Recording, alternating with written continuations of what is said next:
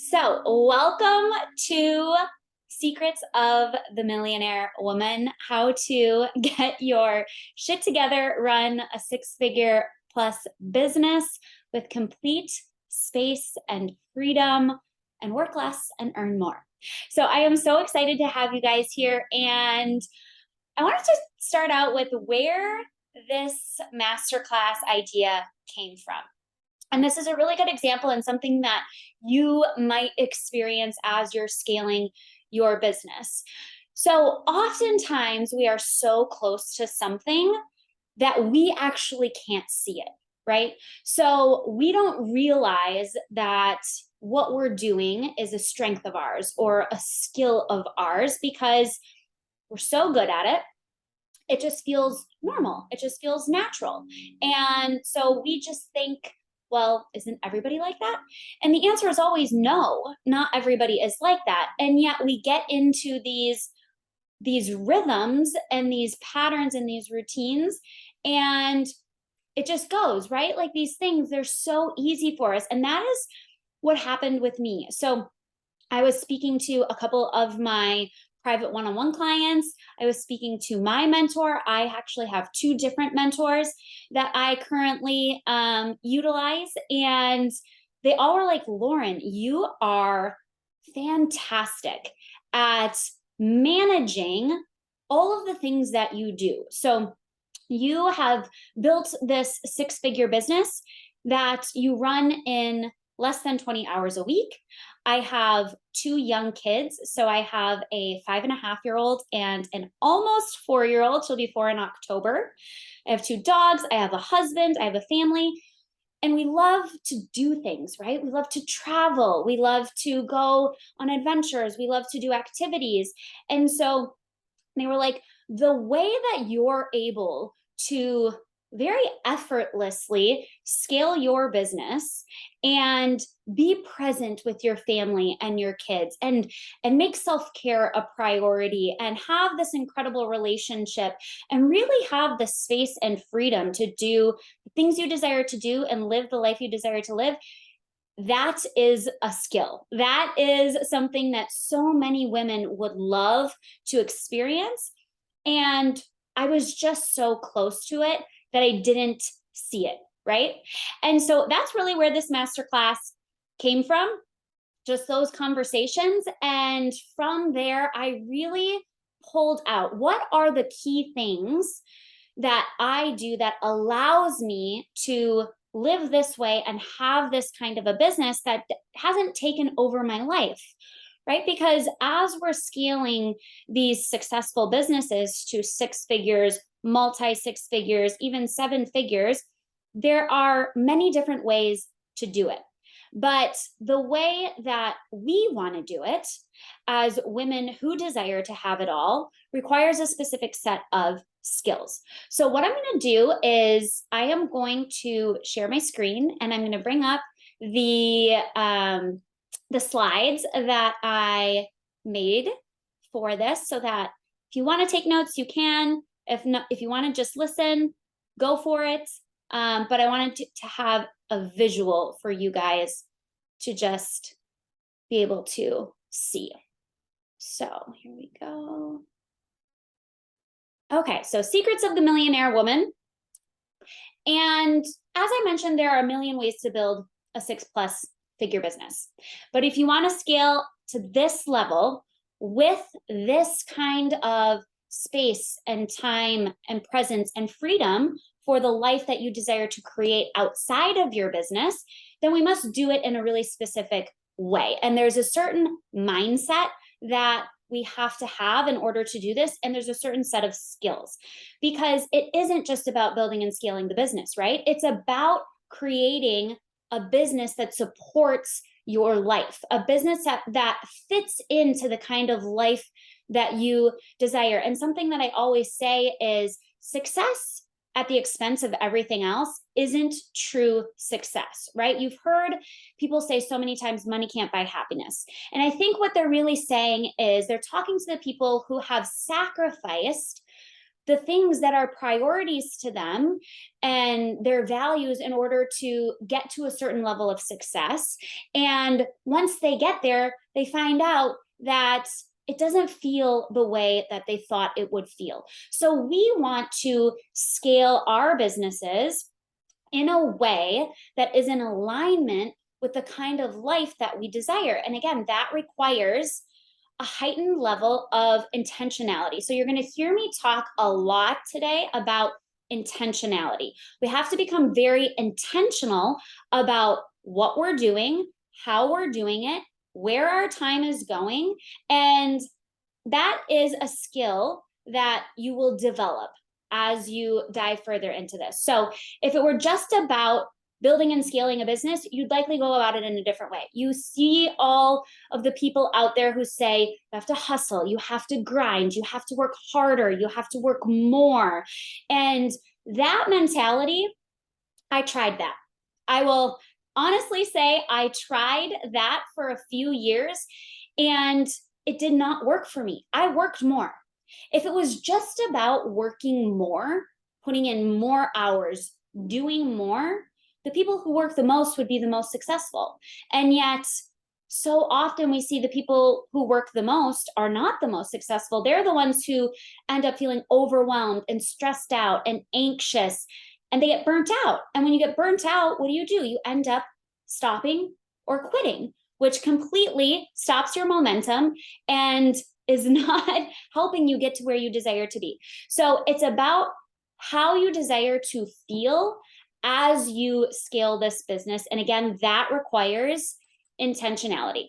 So we're going to dive into the key things that I have learned that are required to scale in this way. And these aren't in any particular order of importance. So I don't want you to think, oh, I have to have it exactly in this order and focus on it in this order. And by no means is this a completely exhaustive list. So we have about an hour today, and I wanted to focus on the things that I felt like were the biggest contributors to scaling a business in this way. And so in order to create what you desire, you have to acknowledge what you truly desire. And for me, that means clarity. That means gaining clarity around not just the kind of business that you desire, but the kind of life you desire. Because again, there are a million ways to build a business, and you want to make sure you're building in a way that's in an alignment with the kind of life that you want to live.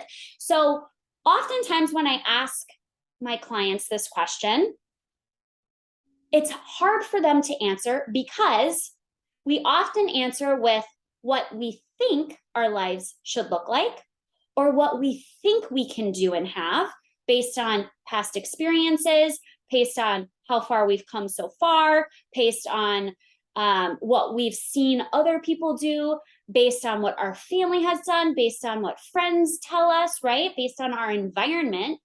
And oftentimes we cap it, right? We cap it. So the question is, what do you truly desire without limitation? And I love asking this question that's in bold. If you knew you couldn't mess it up, if you knew you couldn't fail, what would you desire your life and business to look like specifically? And the reason we have a hard time with this question is because we believe things aren't possible right off the bat because we don't know the how. So you're going to start answering this question. You might journal about it. And your brain is most likely going to kick in and say, yes, but how? Right? Yes, but how? How do I do that? And if you don't know how, your brain is going to be like, well, that's not possible because I don't know how right now. So our brains want to know how. And if they don't know how, they dismiss what we desire. Or the how sounds challenging, right? It sounds challenging. And we're not sure if we're up for the challenge. We know that it's going to require us to do things that scare us, to do things that are to jump into the unknown, to get really uncomfortable. And sometimes we're not up for that challenge. We're like, I don't want to do that, right? Like, I want to build a business like that, but not that. I don't want to feel those things. I don't want to feel fear. I don't want to feel I don't want to jump into the unknown. This comfort zone of mine is really a great place to be. If you want to create a life and business like this, you are going to have to jump into the unknown and feel the fear and let go of the how, because you're not going to know how. If you knew how, right now, you would have already done it, most likely. And so we have to just take it step by step. So we have to take the first step, not knowing what step number 10 needs to be. We don't need to know step number 10 when we're taking step number 1. We just need to know step number 1. We take step number 1, and then we figure out what step number 2 is. Then we take step number 2. So it's a completely different way of looking at this, but this is what you're going to experience your brain do, most likely. You're going to experience it, start thinking about how. You're also going to experience it, start going through all the possible what if negative scenarios. So our brains are wired to keep us safe. They've been wired like this for hundreds and hundreds of years. And so our brains are meant to pick out potential dangers in our reality, right? To keep us safe. Well, the thing is nowadays we don't have a lot of like physical dangers within our realities, but our brains are really good at creating lists of all the possible negative things that could happen as we jump into the unknown, as we jump into this thing. All the negative what if scenarios. It's like, but what if this would happen? Negative thing. What if this would happen? Negative thing. What if this would happen? Negative thing. And we go through the whole list of possible negative things that could happen. What we don't usually do is we don't usually go through all the what if positive things that could happen, right? Because our brain is naturally wired to focus on the negative, because the negative is safety. In the past, that was safety, right? So we want to get really comfortable being at our edge. And to me, what my edge feels like, you guys are going to hear me talk a lot about feeling in this, because when you're building a business with a feminine forward energy, you are going to be focusing a lot more on feeling. How does this feel? How does this feel in my body, right? And so we want to become aware of how certain things feel, so that when those feelings come up, we can address them. And so for me, when I think about being on my edge, when I think about leaping into the unknown, that edge to me feels like it's a little bit of like, yeah, I can feel it in my stomach, right? Like I can feel it in my stomach. I can feel it kind of move up into my chest a little bit. It's like this anxious feeling. There's some fear, but there's also excitement, right? So it's like this mix of like anxiousness of like, I don't know how this is going to happen. Is this really possible? Can I really do this? There's fear associated with that. And then there's excitement. There's excitement of, but what if this can happen? What if I can do it that way? What if this is possible, right? And I let the excitement pull me forward more than the fear and the anxiousness. It's not that the fear and the anxiousness aren't there. They are there. And I am telling you, they are going to be there throughout your entire journey. They do not go away. At every new level, you're going to experience fear and anxiousness around expanding into the next level. That is part of this journey. So do not expect that you're going to get to a place where all of a sudden the fear goes away, the anxiousness goes away. It will go away for things that become normal to you. So once we normalize a certain level, obviously the fear and the anxiousness go away at that level. But then as we think about stepping into our next level, those things come back. So for me, it feels like fear and anxiousness and excitement. It feels like I know it's going to challenge me. I know it's going to require me to expand what I'm able to hold, to expand what I'm able to do, to expand how I'm able to communicate, how I'm able to show up, what I'm able to juggle. I have this feeling in my body that I know a next level of me is required. And so it's easier when you're feeling all these things, it's easier to just stay in the same place, right? Like it's easier to just say, well, that is a lot. And I don't know if I can handle it. And I'm just going to stay here. But if this is what you desire, You get to start leaning into these feelings, and you get to start taking steps and normalizing these feelings in your body. So the other thing we want to do is we want to build a business around our core values and our top priorities.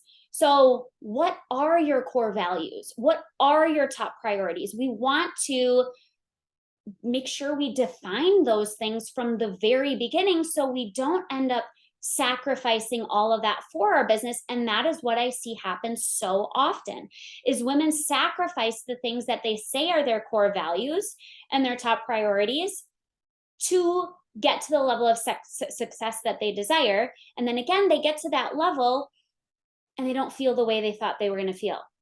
We put things on a pedestal. We say, when I get here, then I'm going to feel this way, and then I'll do this thing. And then what happens is we don't understand that we have to cultivate those feelings within. Success and money doesn't actually create any sort of feeling. Money in particular, which we're going to talk about later, money is just money. It's usually just a number on a computer screen or on a phone screen, right? You open your bank account, you see a number. Rarely do we interact with cash. Do we actually interact with real money these days?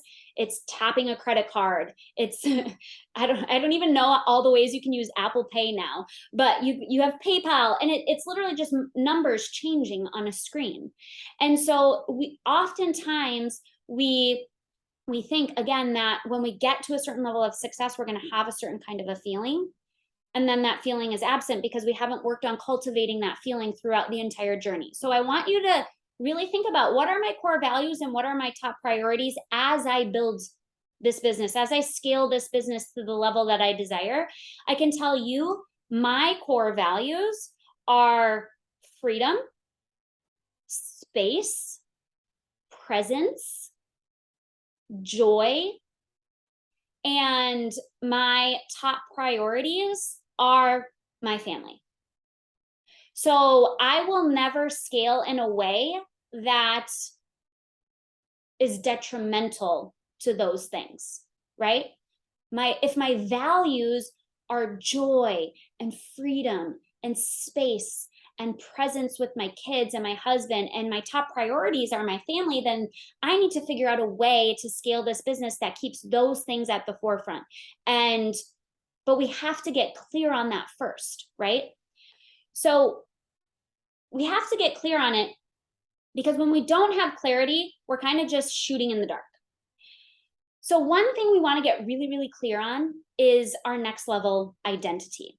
And I wrote this on here and I say it often. In order to become her, you must become her. So in order to be the woman who has her shit together while running a successful 6+ figure business with complete space and freedom, you have to actually become the woman who is capable of doing that. So who is she? Who is she? What is her identity? And as you're thinking about this, I want you to think about, what skills does she have? How does she communicate? What qualities does she have? What is her environment like? Right? Because if we were already her, we would already have the success that she has. So something has to change. We have to become better. We have to expand. We have to be able to hold more.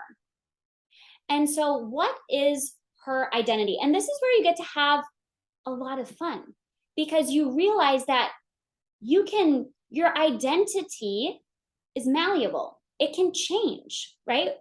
Your identity most likely has changed over the years. I know, as I mentioned, I'm a mom. I know when I became a mom, my identity shifted, right? And so we get to define what we want our identity to be. And then we get to start taking steps to really become the woman with that kind of an identity. And what you want to do is, after you define this, what are her skills? What are her qualities? What's her environment like? How does she dress? Right? Like, if you close your eyes and you picture yourself at the level of success that you desire, with the kind of life that you desire, what do you look like? And then I want you to look for the gaps. Where are there gaps between where you're at now and where you desire to be? Because that's where we get to focus on doing the work, right? Up leveling our identity in that way. I know when I did this, and I do this exercise often. So I do this exercise multiple times a year because each level requires an expanded identity. And so I remember I did this exercise at the beginning of this year. And one of the things that came up for me was that my next level identity included me being more flexible and adaptable. So I felt like I was more of a rigid person, and I love routine. You guys are going to hear me talk about routine. I really enjoy routine. I've kind of moved away from that a little bit, but I really like routine. And that was something that was really hard for me with little kids because, as you know, little kids, and with COVID, like things were just all up in the air everywhere. And, we had weeks where school was closed. We had travel, we have sickness, we have things come up. And it was like, if I am going to run this business in a way that feels really good for me, I'm going to have to be more flexible and more adaptable. And so that was a quality that I defined as part of my next level identity that I wanted to work on. So we want to have clarity around who we feel like we desire to become in order to have this kind of life, this kind of business, this kind of success. Then we also want to have clarity around what we do, right? Who do we serve? What do we do? How do we help our clients? And these are some of the most powerful conversations that I have with my clients, because when we don't have clarity, it's very hard to show up with boldness and confidence, right? It's very hard to show up, period, if we don't know who exactly we're talking to, how exactly we're helping them, what their transformation is going to be. We have to get really, really clear on that. And once we get really clear on that, I'm sorry about the noise in the background. If you guys hear that, our lawn people are here. They usually come later in the day, but not today. So when we have that kind of clarity, it's very easy to show up and market ourselves and our offers because we know who we're talking to. We know who we are. We know what we have to offer. We know what the transformation is. We know who this is for. And so we can show up and confidently speak into it. I have gotten off track in the past, and many of my clients have gotten off track in the past when we lose sight of this, when we lose sight of this kind of clarity. But once you gain it, things can shift so quickly. I've had clients who have gone from, 6,000-7,000 a month up to 14,000 the very next month, simply because they gained really crystal clear clarity in who they were helping, what they were doing, how they were serving them, and they went out and they talked about it, right? So we want to have clarity around those things, and that's what allows us to step into a new level of boldness and confidence, which is required, right? People can feel your energy. It's not just about what you say. It's not about if you get on social media, if that's your primary way of marketing. It's not about you just showing up and saying something. It's not about you just showing up and writing something, or you creating an email, or you creating a sales page. It is about the energy that is infused into that, and people can feel that. Right? When someone comes on very confidently and boldly and says, this is what I have to offer. I know it's incredible. This is who I'm serving. This is how I'm helping them. You feel that. When someone comes on and says the same thing, but with a very different energy, you feel that too. With a lack of confidence, you're like, I don't know. I don't know if she really knows what she's talking about. I don't really know if I want to invest with her. I don't really know if I trust in her. She doesn't seem too confident in what she's doing. Right? So clarity is what helps us have that boldness and that confidence. The next thing, and this is a huge, huge, huge part of it, is mindset and beliefs. You guys, I could talk on mindset and beliefs for days. So what's going to happen as you start again identifying your vision, exactly how you want to scale your business, the kind of life that you have without limitation, like I said, your brain's going to start listing off all of those negative what ifs. Your brain is also going to start listing off all the reasons that that is not possible for you, right? So entrepreneurship is mostly a mental game. Maybe you've heard people say this before. It is very much an inner game. It's a you managing your energy, your thoughts, your beliefs, the endless chatter that goes on in your head when things are happening. And our thoughts and our beliefs are what create our reality. This happens on a scientific level. This happens on a neuroscientific level. This happens on a psychological level. Our thoughts and beliefs create our reality. So it's you against yourself. Really, building this business is you against yourself. You against your thoughts. You against the chatter. And your ability to get really intentional about what you're telling yourself, the stories that you're creating, the thoughts that you're entertaining and holding on to, and the beliefs that are formed from those things. So all of these beliefs and stories that pop up around what we want and we desire that aren't possible, what we need to do is we need to bring them into our awareness. Awareness is always the first step. And we need to learn to master our mindset. So a couple things I want you to think about. What do you believe you are capable of? These are subconscious beliefs that can hold you back. What do you believe you are capable of? How do you believe you have to, oh, there's a typo there. How do you believe you have to scale a business? How do you handle disappointment and failure? What stories do you choose to tell? And how do you believe money flows to you? So most likely you have beliefs around all of these things that are holding you back in some way. We all do. We all do. And new ones pop up at every single level. So what do you believe you are capable of? Do you really believe that you are capable of not just building a business to the level of success you desire, but in the way you desire?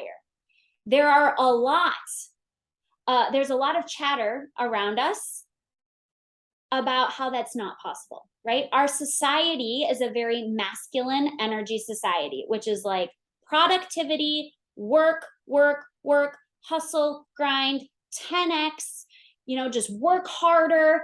That is the story that is told in order to create the success you desire. So do you believe that that is what is required to scale a business? Because I'm telling you, if you believe that that is what is required to scale a business, but your core values and your top priorities are space, time, freedom, presence, adventures with your family, travel, there's a mismatch there. You're like, these are the things that are my values, but this is the way I think I have to build my business. Most of the time, sometimes we sacrifice, like I said, our values and our priorities to build our business that way because we think it's the only way.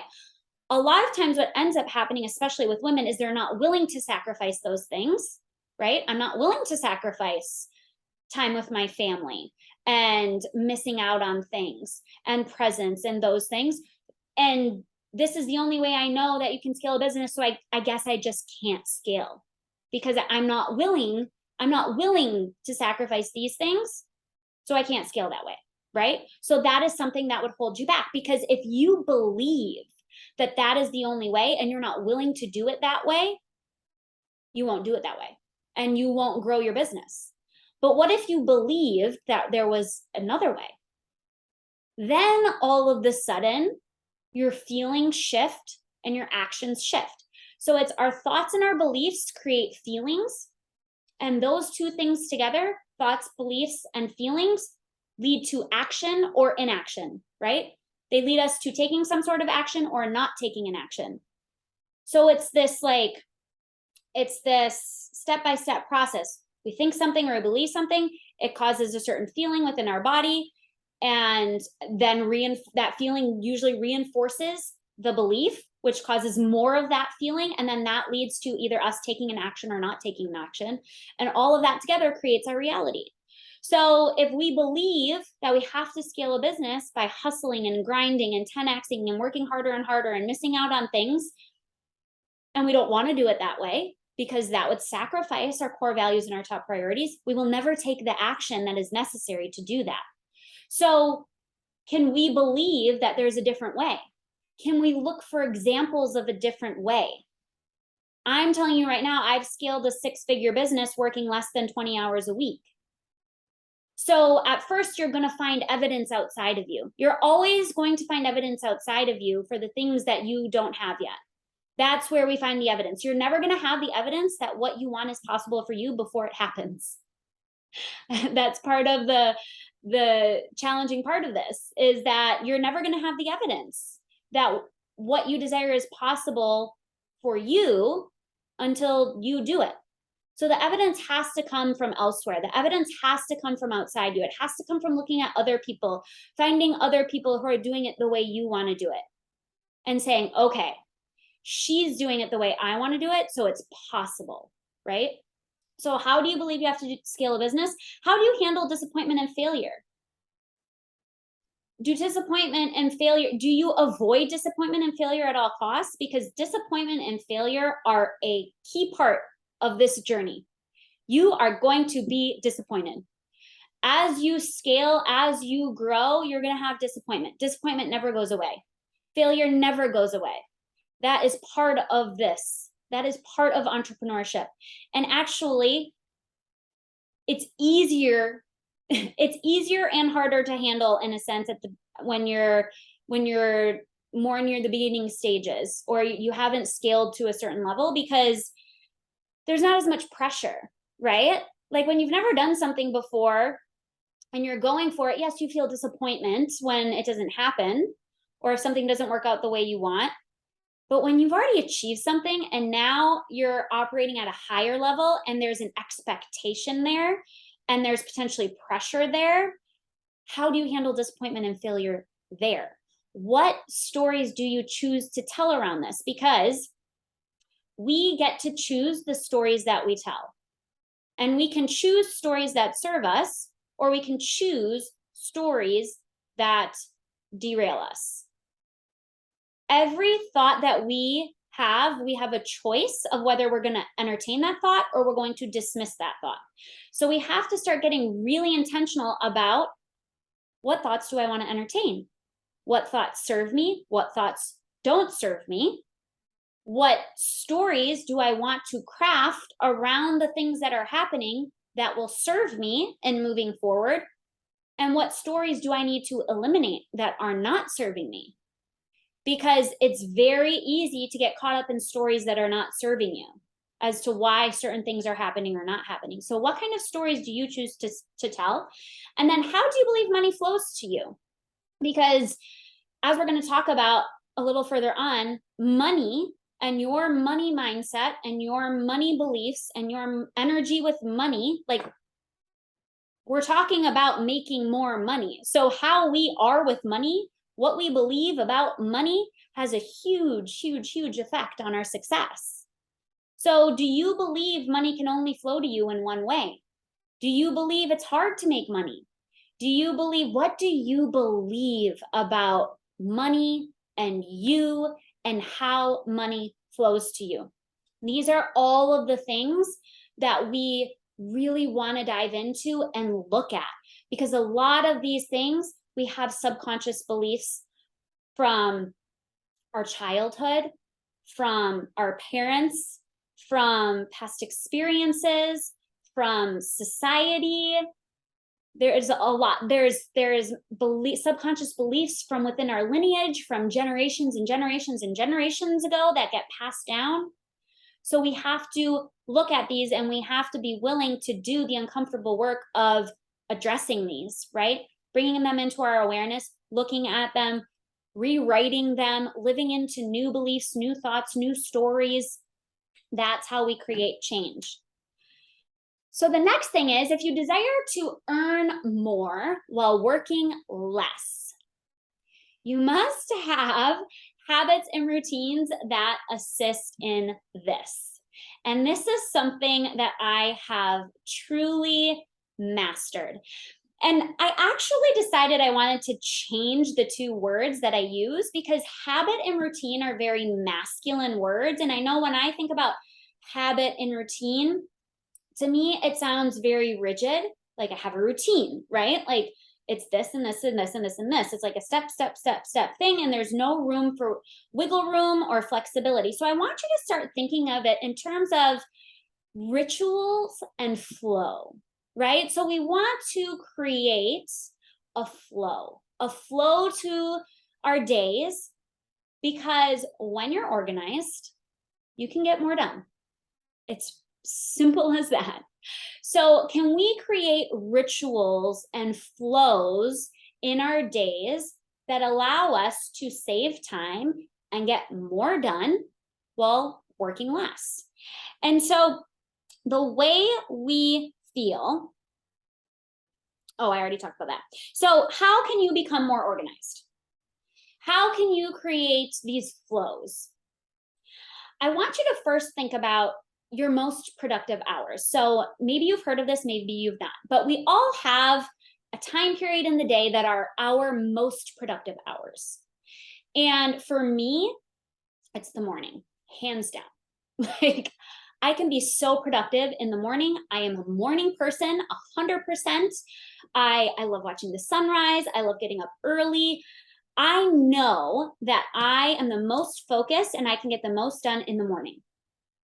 Some people, it's the afternoon. Some people are night owls. It's nighttime. But the first thing you want to do is define your most productive hours, because what we want to do is we want to make sure we're working during our most productive hours, and then we're saving all of the other stuff for our not most productive hours. And this is such a simple thing that so many women struggle with. They schedule things during their most productive hours. They're not at their desk. They're not working. They're not at their house. They're doing all of the other things during the most productive hours. And then they sit down and try and work. And it's like their focus isn't there. Their attention isn't there. They've already been doing all of this stuff. Their brain's going a million miles a minute. So first, I want you to define what are your most productive hours. And then we want to create a schedule around your most productive hours, so that you're utilizing your most productive hours for the most important things, which are the things that scale your business, right? So I know that I'm not going to schedule a call like this for like 4 o'clock, because at 4 o'clock, I'm done. Like nope, it's not going to happen. I'm not going to schedule a call. I used to schedule calls when I was in network marketing. I used to schedule calls at like 7 p.m. at night or 8 p.m. at night. And I would dread those calls every single week, because at that point I was like, I am ready to go to bed. I am not on top of my game. My brain is nowhere near where it should be. All I want to do is go to sleep, and yet I've scheduled this call. So this is where we have to become really intentional about how we are using our time. And so I want to give you a couple examples of daily flows. So I have my morning flow and my evening flow. And again, when we call it a flow, I feel like that allows for flexibility. So the way I look at this is there's like an outside structure that I know works, but within that, I can make shifts based on how I'm feeling. So my morning flow looks like I usually get up at, you guys, maybe you'll think I'm crazy, maybe you won't. I usually get up between 4:30 and 5. Like I said, I'm a morning person. So I get up between 4:30 and 5. I go into our kitchen, I make my pre-workout drink, I sit on our couch, I check into my fitness accountability group that I'm part of, and then I use that time for me. So I'll do journaling, I'll do some personal development reading, I will bust my computer out and I'll work on a couple projects, because I know that my brain is the most fresh in the morning. So if I have creativity coming through, I'll do some things for content creation or finish up some projects. And I know I have a hard stop at 5:45. So whatever I've gotten done, I stop at 5:45 and then I work out. And then my kids usually get up while I'm working out. So even something as little as this, my kids like to have a smoothie in the morning. I know that if I'm in the middle of my workout and they wake up and the smoothie isn't ready, I'm going to have to pause my workout to come upstairs to make the smoothie. So I'm just wasting time, right? So I make the smoothie before I go down to do my workout. I bring it down with me. I set it on the end table. And so when they wake up in the middle of my workout, they just grab their smoothie. They know mom's doing her workout and I don't have to miss a beat, right? So I do my workout, they're up, I get them situated, get breakfast going, I quick hop in the shower and then get ready and eat. And then we're out the door at like 7:30, 7:35. So what I often see women do, and we're going to talk about self-care later. Self-care is such an important part of this. We must be taking care of ourselves. But what I see happen often is women don't utilize their time efficiently. And what they end up doing is they end up using their most productive hours to do self-care. So I had a client who was doing this and I was like, you are wasting so much time in the day. She would drop her kids off at school, then she would go to the gym. So she only had like, what was it, 3 hours. She had 3 hours from when she dropped her daughter off at preschool to when she picked her up. So there's 3 hours, right? And that was her most productive time of the day. And what she would do is she would drop her daughter off at school, then she would go to the gym and she would spend an hour at the gym, then she would have to drive home. By the time she got home and was ready, it was like 10:30. And she had about an hour before she had to leave and go get her daughter. I was like, you are wasting your most productive hours by going to the gym at that time, which self-care is important, but we need to look at what we're doing here. Like, how can we shift things? And one thing that holds so many people back from waking up earlier is they just like 5 o'clock just sounds early. Like I've heard this from so many people. They're like, it's just so early. As adults, we need 7 to 9 hours of sleep. I know that if I get 7 hours, I'm good, right? So if I go to bed at 9 and I wake up at 5, that's 8 hours of sleep. If I go to bed at 10 and I wake up at 5, there's my 7 hours. So the morning flow and the evening flow go together. But if I wake up at 5, that should give me plenty of time to get some of that self-care done in the morning so that I'm not using those most productive hours to do all of that. And then I'm trying to get my work done during my not most productive hours, right? And maybe it's not the morning for you. Maybe it's the evening. Maybe you're a night person and the self-care happens at night. But I would highly recommend that the self-care doesn't happen in the middle of the day or during your most productive hours. So that is my morning flow. And then when I drop the kids off school, I come home and I dive into work and I work for, 3-4 hours and then I'm usually done, right? So morning flow, evening flow, like I said, an evening flow can tie into that. When are you getting to bed? What are you doing in your evenings? How are you setting yourself up for success in the morning? The smallest thing that I do, and I don't know if other people do this or not, I hear a lot of people talk about how they hate packing lunch for their kids. My kids love to have, they call it home lunch, yay me. But I make their lunch while I'm making dinner. I'm like, all the food is out. I'm in the kitchen. I'm making dinner. I might as well make their lunch right now. And I stick it in the fridge for the next day. And then in the morning, I'm not running around like a chicken with my head cut off trying to make lunch, right? I run the dishwasher overnight so that in the morning while I'm making breakfast, I can unload the dishwasher and reload the dishwasher.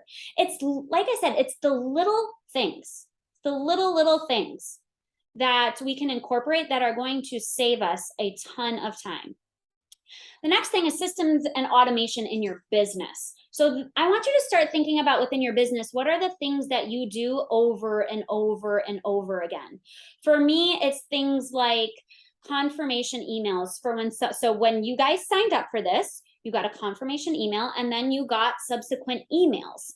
I'm not sending those out individually. That is all automated. I created it once and every time someone signs up, it just goes. I do that for confirmations for my programs. Everything is automated, right? If I'm sharing certain things with one-on-one clients or having them do exercises, can I create a document? Can I create a process that I create once and then I can use over and over and over again? When I went, I traveled to the East Coast for a week and a half at the end of August. And during that time, I did this special birthday offers. I had 10 special offers that dropped for 2 weeks straight. So just during the weekdays, so 5 days, and then the next 5 days, every single thing was automated because I was on vacation. I was doing my thing. I was present with my kids. I was having a blast, but I wanted to do this birthday special offer. So I automated all of it. How much time does that save you? And how much does that allow you to then use that time doing the things that you want to be doing, not doing, going in and doing all of these things? So, how can we create systems and automation within your business? Because that is going to be very, very important in terms of saving you time. On that same level, support. And when I mean support, I mean delegation.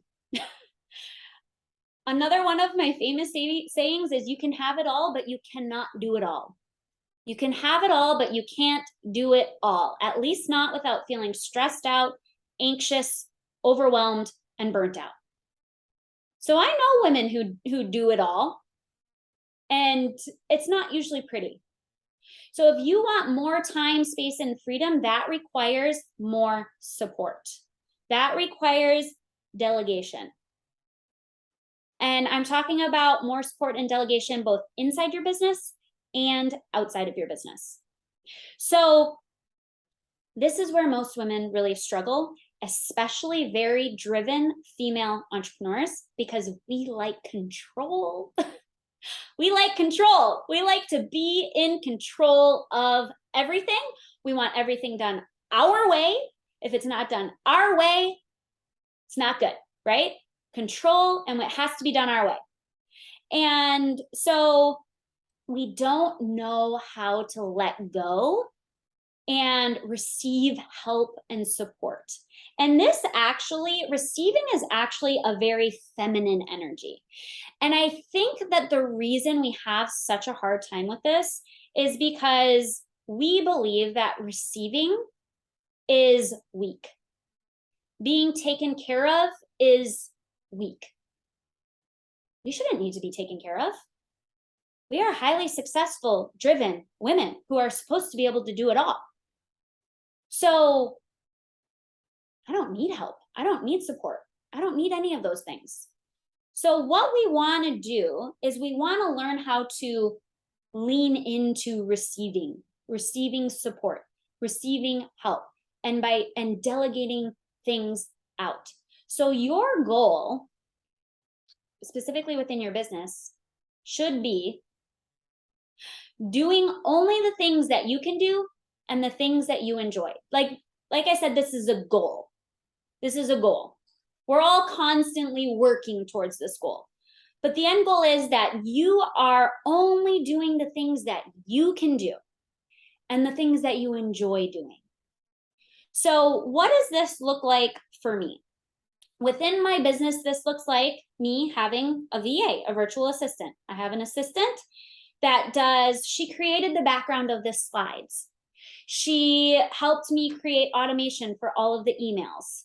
She helps me create landing pages. She helps me create graphics. She does a lot of the things that, number one, I don't love doing, that I don't have to do. Somebody else can do it, and that I'm not that great at. Creativity, like slides and things like that, that is not one of my strengths. It would take me so long. I would waste so much time in Canva trying to do that, which is one of the reasons I also hired a graphic designer. So I hired a graphic designer.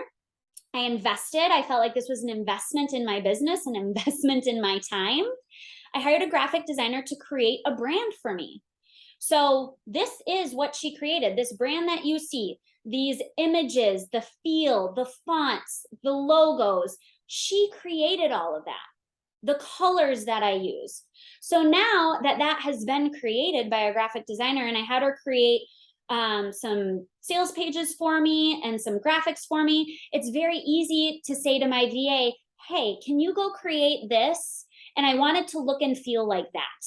And she can just go in there and be like, okay, I know these are the fonts, these are the colors, these are the images, this is the feel. And she can just whip that out for me. And I don't have to do any of that.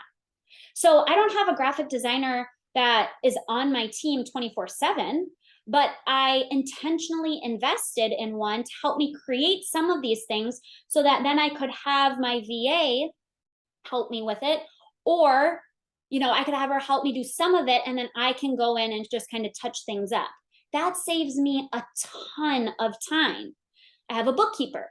I know so many women in business who don't have a bookkeeper. They do all their own accounting. And at the beginning, I did my own, but I felt like in order to reach the next level, I needed to treat my money like it was a multi-six, seven-figure business. And I felt like at that level, I was not going to be doing it on my own, guessing, just on a whim, being like, oh, I think that's what it is.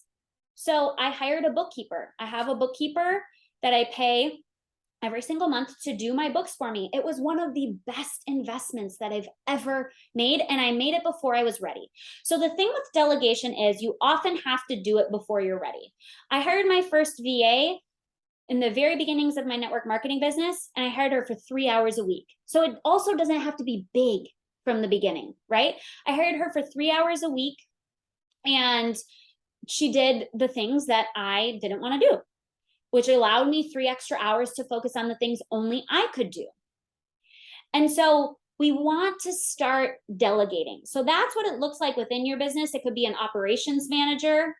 Also, I know women who have operations manager, marketing person. It depends on what your business is. But for me, the VA, the graphic designer, the bookkeeper, those were like the core things that I felt like were things that I wanted to delegate out.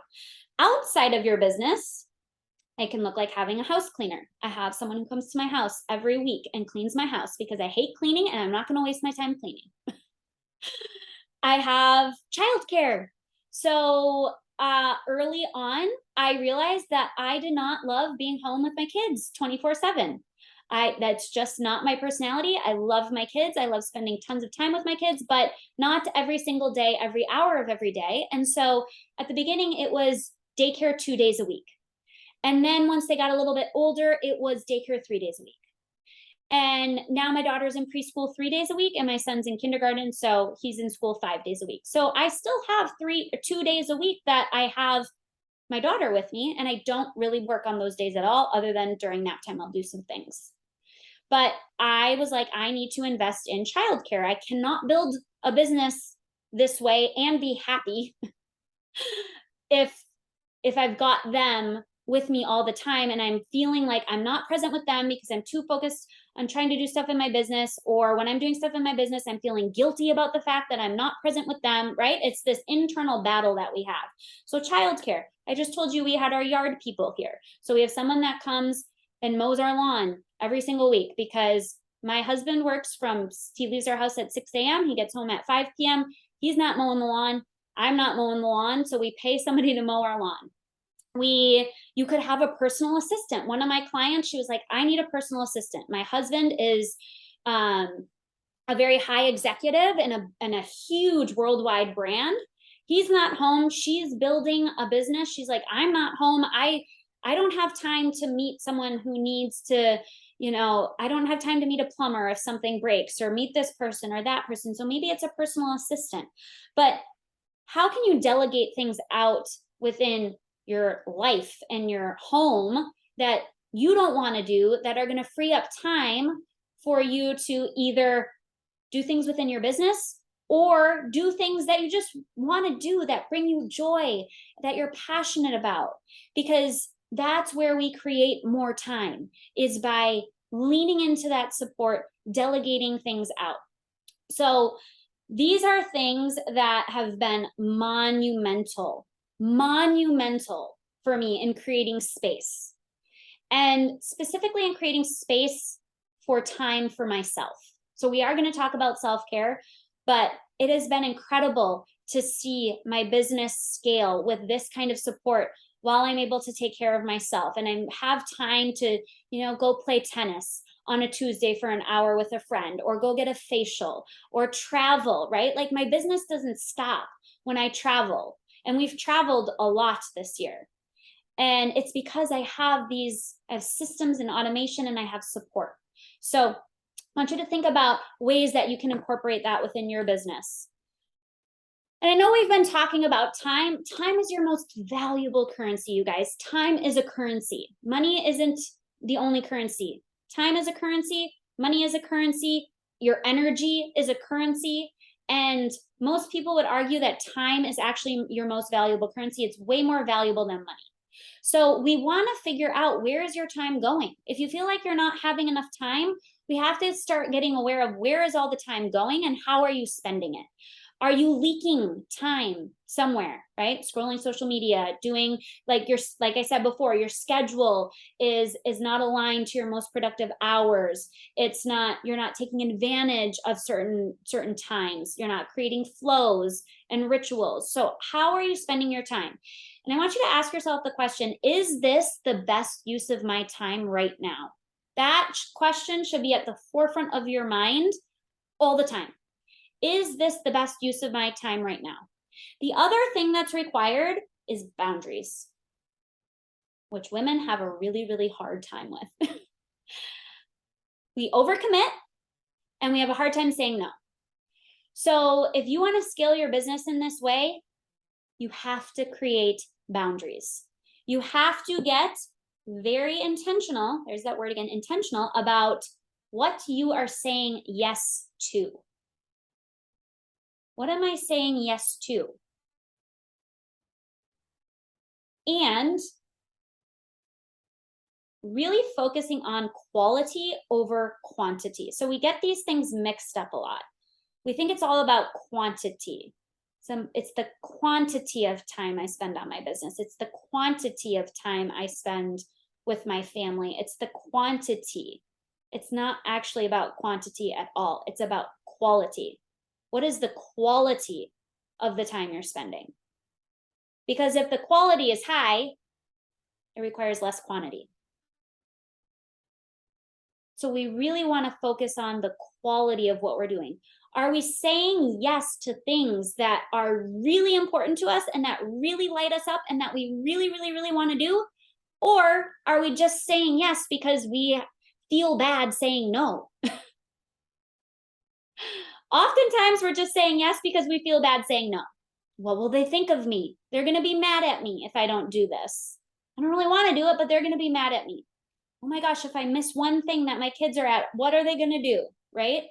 So it's all about quality versus quantity, and then looking at the beliefs that come up around saying no.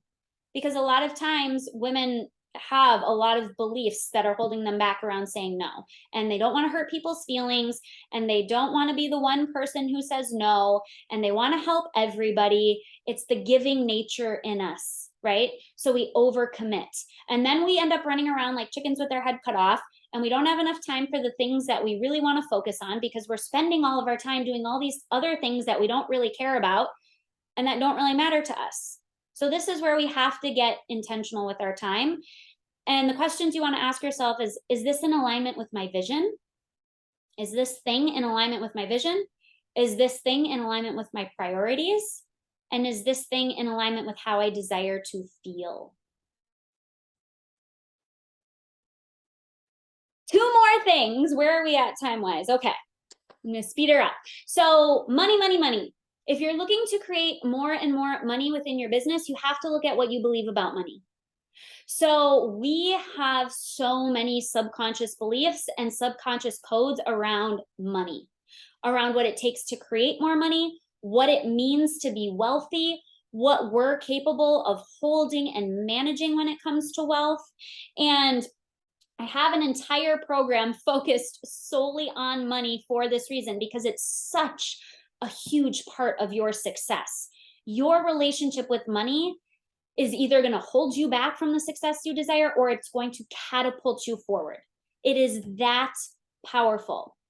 But I want you to think about these things. What do I believe it takes to create more money? Do I believe that money can just flow in unexpectedly in limitless ways that I that I don't even know about, right? Do I believe that? Or do I believe it only can flow in through certain ways? Do I believe it only can flow in if I do certain things? What do I believe about wealth? About people who have a lot of money? About rich people? Because society has made wealthy people out to be very bad for the most part. Everything is wealthy people's fault. Wealthy people are bad people, especially when it comes to women. If you look at movies, the wealthy woman is always portrayed as a bitch.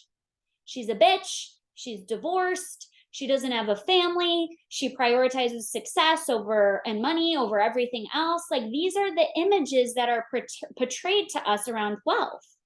So if that's what we believe about wealthy people and being wealthy, why would we ever want to be wealthy?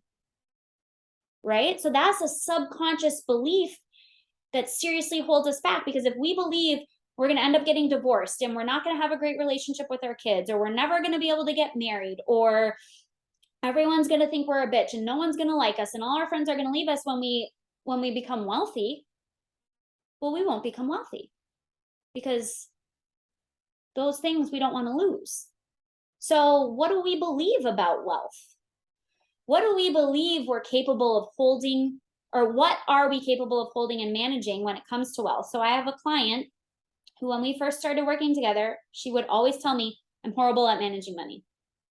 I'm terrible at managing money. I'm terrible at managing money. I'm terrible at managing money.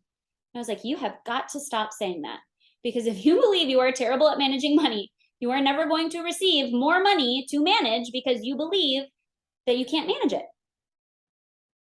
So you're never going to receive more. Are we able to receive money, but then we can't hold on to money? A lot of women have that problem. Having money actually makes them feel very uncomfortable. And so they can receive money. They're very good at receiving money, but almost as quickly as they receive it, it goes out, because they're not comfortable holding it and having it. So it's really important that we look at all of these beliefs that we have around money. And you also have to look at your habits and patterns with money. What kind of habits do we have? What kind of patterns do we have? So I'll just give you guys a couple examples of some habits and patterns that I had that were holding me back. I lived in a constant state of lack. And so the last line on this will relate to this. The last line on this slide will relate to this. And finally, the most overlooked aspect, your primary energy around money. So my primary energy around money was lack and fear. I was terrified of losing it all. I never felt like there was enough. I had these subconscious beliefs that entrepreneurship was very unstable. I grew up watching my dad build a business, and I saw the fluctuations that can occur within entrepreneurship. And to me, that meant that money isn't guaranteed. Money can just stop flowing in. And so to me, it felt like there was never enough. Like, there was never enough for me to feel safe. And what if it all just stopped? You know, I have my own business. My husband runs his own business. Entrepreneurship is our family. What if it just stopped? And so I would save from a place of fear, and I would save from a place of lack, of it never being enough. I would spend from a place of lack. I would spend and feel like, oh my God, the money's gone forever and ever and ever. And I would not feel grateful for the thing I got. Even if I wanted the thing I got, it was like, oh no, the money's gone now. Not, oh my gosh, I have this beautiful thing in place of the money. It's really an energetic exchange, because money is just energy like everything else. But it was this lack of never having enough, fear of money running out. I would break promises that I would make to my money. I was just not a great place for money to be in general. And so money didn't flow. Money is energy. It flows. It's meant to be circulated, and it did not flow because my primary energy was lack and fear. And we create what we where your what is the saying? Where your focus goes, energy flows. Well, if my focus is on lack and fear, my energy is going to lack and fear, and I'm simply creating more lack and fear. So we really want to look at what are our beliefs about money? What are our habits and patterns around money? What's our primary energy around money? And we really want to start opening that up, because those things create like a glass wall in front of us. And the money bounces off the glass wall. It cannot make its way to us. And so what we want to do is we want to lift that glass wall so the money can make its way to us. And then the last thing is self-care. So I've talked about self-care. How well do you take care of yourself physically, mentally, and emotionally? So I want you to think about this. You don't have to actually raise your hand, but I want you to think about, do you fall at the bottom of your priority list? If you are a mom, this is so common. This is so common for us to put everyone else above ourselves and for us to become the lowest priority on the list, right? It's like, I take care of everyone else, and if there's time left, I take care of me, but usually there's not time left. So building a business this way requires energy, requires focus, and requires productivity. How do we cultivate more of that? We cultivate more energy by taking care of ourselves. Are we taking care of ourselves physically? Are we getting enough sleep? If you have a newborn, that question does not apply. that is a phase where you just don't get sleep. But any other phase, are you getting enough sleep? Are you taking care of you? Are you moving? Are you doing movement? Are you taking care of your physical body? Are you eating well? Right? Are you putting high quality nutrients into your body? All of those things create energy. Think about how focused and productive you are when your energy is high and when you're feeling good. And then I want you to think about how focused and productive you are when your energy is low and when you're not feeling good. It's night and day. It is night and day. When you're tired, when you constantly don't feel good, when your energy is really low, you are never, ever going to get the things done that you want to get done. And that's how most people are living. So we have to focus on our physical health because that's what creates energy. That's what creates our energy. And then our mental and emotional health. Are we prioritizing those things? Are we prioritizing time to rejuvenate? Are we prioritizing rest? Are we prioritizing journaling? Are we prioritizing meditation if that's something that you're into? We need to take care of ourselves mentally and emotionally as well. Are we giving ourselves space? Are we asking for help so we have that space to revitalize and rejuvenate ourselves? And then the last thing is cycle syncing. So this is something that was really, really pivotal for me in terms of working less and earning more. And that was aligning my work with my feminine cycle. So if you're not familiar with this, we have 4 phases of our cycle, and every phase there are different hormones, different levels of hormones present, and we are primed for different things. So there are certain phases that are higher energy phases where we are primed to be more productive, be more focused, be more creative, really put ourselves out there naturally. We have pheromones that attract people to us in a certain phase. So we can align our business activities with certain phases so that what we're doing, the quality of what we're doing goes so much further. There are certain phases that are more inward, that are meant for rest and reflection.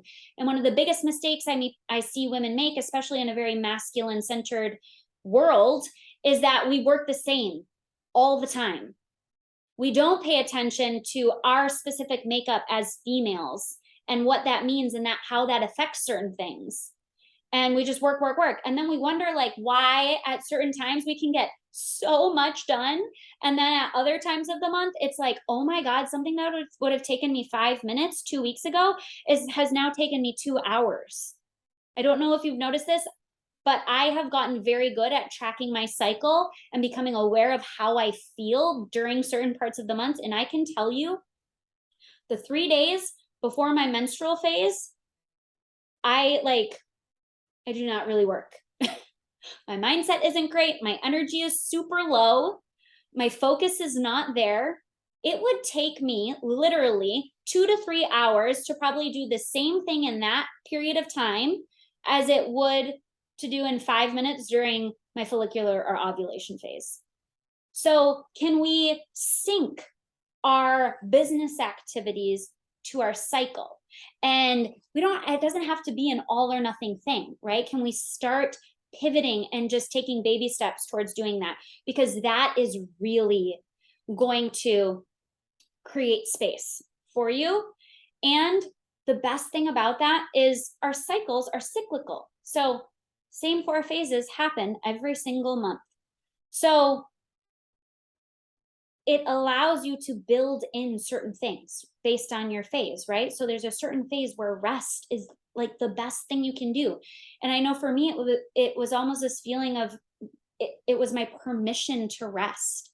It was like, oh, okay, like during this time, the best thing I can do is rest. Okay, I will rest. Like, you don't have to tell me to rest. I will rest. And it was just this like exhale of knowing that that was the best thing that I could do for my business, for myself, for everyone during that time, was to really lean into self-care and rest.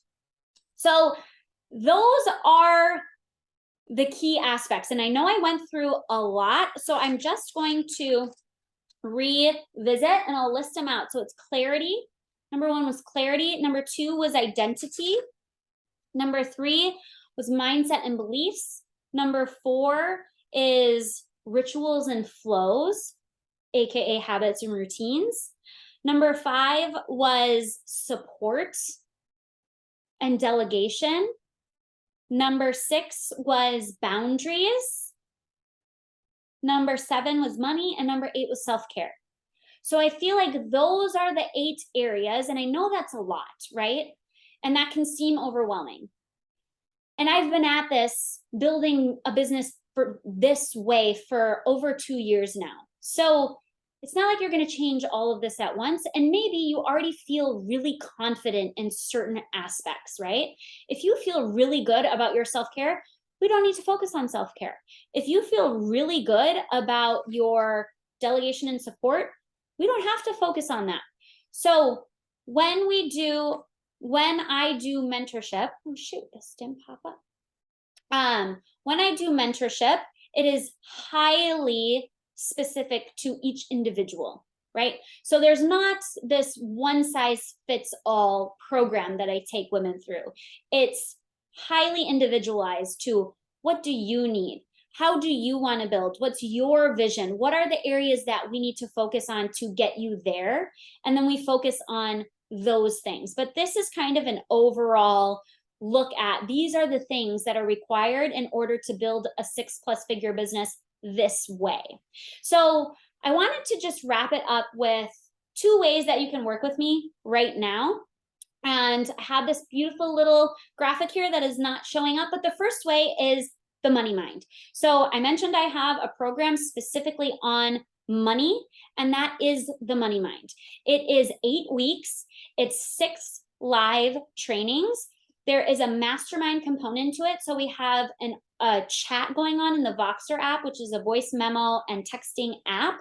And we have a group chat going on there where you receive on-demand mentorship in between the live trainings, where you can ask questions, where we can dive into topics further, where we can talk about struggles and challenges and how to move through certain things.